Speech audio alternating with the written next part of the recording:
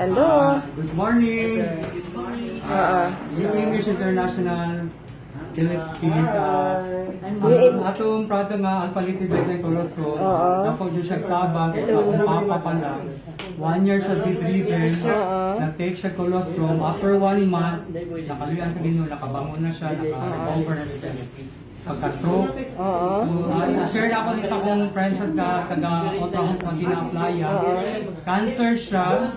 Na siya ay January 2015 ipaulit. Tapos pagka-July, yung tani. Sa siya nga cancer, sir? Cancer sa? Ay tumor of breast cancer. Cancer.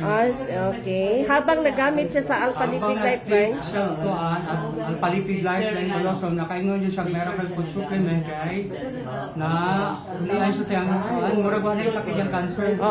Naulian siya sa iyang cancer niya. Una nga, kaluyan sa Ginoo kaning alpha-lipid lifeline colostrum until now. Daghan kay siya natabangan. Tabangan, ma'am, ako asang friends sa Pidapawan, natoy mayuma yung mother. Napag-take sa colostrum, naulian sa taga-Jensen nga si nanay. Nag-take sa colostrum, ma'am. Daghan na tabangan, ma'am, pati sa mukha yung nurse ang iyang anak, yung papa, with the Jensen, ma'am. Naging sa experience, mga 1 month asad, ma'am. Okay.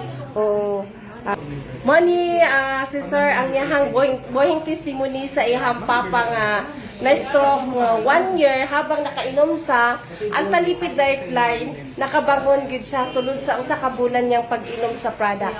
Tapos yung friend niya nga may cancer sa breast tapos sa bones din, nakainom sa product na naayo gid siya. Morning ang alpha-lipid lifeline daghan na kay natabangan tungod sa sa pagkanindot jud sa cholesterol. Mao nang akong ka-share sa inyo nga gusto ka na katong naay ginapangbati kining alpha-lipid lifeline daghan na jud natabangan. Una pa ni silang sir sa nakagamit ani year 2014 pa gid sila. Mao ning buhing testimony kay sa iyang papa ug sa iyang friend niya katong may cancer nga na grasya sa Ginoo, ang Ginoo gid nagahatag kaayuhan sa iyang papa niya ug sa iyang friend niya. Daghang salamat sa iyong pagpaminaw. Tara na!